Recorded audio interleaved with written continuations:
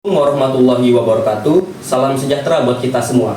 Kami dari Program Studi Sains Data Institut Teknologi Sumatera, saya Afdi Hafiz Habibi, ditemani oleh dua teman saya, yaitu Saya Rizky Ramadan dari Program Studi Sains Data.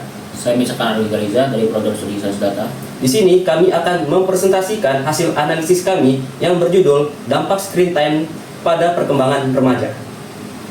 Yang pertama yaitu latar belakang dan masalah, yang dimana kami memahami pergeseran paradigma komunikasi remaja di era digital.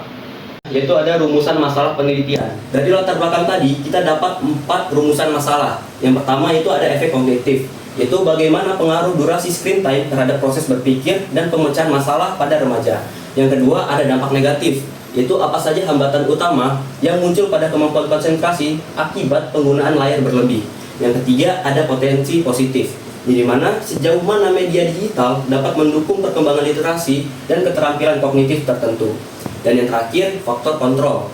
Bagaimana peran lingkungan dan orang tua dalam mengelola durasi serta kualitas konten digital. Berikutnya, yaitu ada konsep screen media overuse atau SMO, gangguan fungsi eksekutif. Masa remaja adalah periode kritis pematangan konteks prefrontal. Paparan layar yang berlebihan mengganggu sirkuit dopaminergik yang mengatur motivasi dan atensi. Working memory, yaitu penurunan kapasitas penyimpanan informasi sementara. Yang kedua ada inhibition control, melemahnya kontrol atas impuls negatif. Dan yang terakhir ada task shifting, kesulitan dalam berpindah antar tugas secara efisien. Berikutnya akan dijelaskan oleh teman saya, Misalkan Gariza. Lalu selanjutnya ada fokus kita adalah di masalah atensi dan konsentrasi. Penggunaan perangkat digital yang intensif, khususnya ponsel, itu terbukti menciptakan distraksibilitas yang tinggi atau gangguan fokus yang tinggi.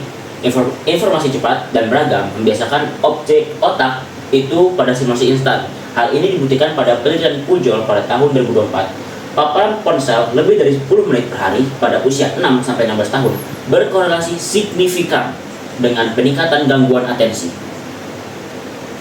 Lalu, dan dari mana sih kita dapat semua data itu? Kita menggunakan metode studi kepustakaan, yaitu dengan metode kualitatif deskriptif.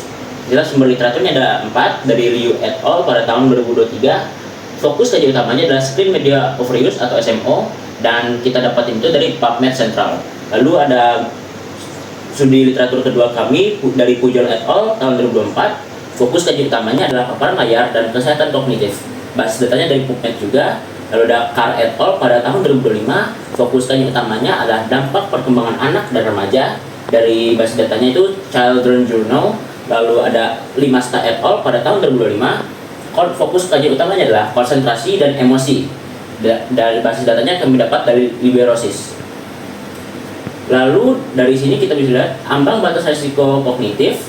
Penelitian menunjukkan bahwa durasi penggunaan adalah variabel krusial. Batasan yang disarankan oleh NHS dan IDAI adalah maksimal 2 jam per hari. Melalui batas ini secara konsisten dikaitkan dengan penurunan akademik dan kapasitas memori kerja secara linear. Bisa dilihat kita di sini perbandingan dampak screen time-nya pada penurunan atensi. Di sini dia sangat tinggi dampak screen time-nya. Lalu pada gangguan tidur dia signifikan. Pada manfaat edukatif dia moderat. Lalu manfaat edukatifnya adalah manfaat yang positif. Lalu pada interaksi sosial dia rendah. Lalu selanjutnya akan dijelaskan oleh Rizky Ramadan. Oke, makasih Arga. Kita lanjut ke slide selanjutnya, optimalisasi sisi positif. Pada screen time ini sebenarnya tidak sebenarnya buruk. Penggunaan terarah dan edukatif dapat memberikan kontribusi nyata bagi kognitif. Contohnya itu ada akses informasi, memperluas wawasan melalui sumber akuntabel, literasi digital, membangun keterampilan teknis di masa depan. Yang ketiga itu ada program edukatif, meningkatkan kemampuan bahasa dan logis.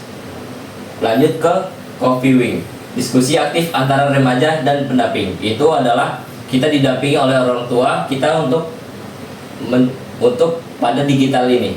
Kesehatan mental dan emosional. Di sini ada 4, yaitu yang pertama ada iritabilitas, meningkatkan rasa mudah marah saat akses layar dibatasi. Yang kedua ada insomnia, paparan cahaya biru menghambat melatonin, mengganggu siklus tidur. Yaitu yang ketiga isolasi sosial, menurunkan kualitas interaksi langsung di dunia nyata. Lanjut keempat, regulasi emosi, kesulitan dalam mengolah stres dan kecemasan yang yaitu seperti FOMO.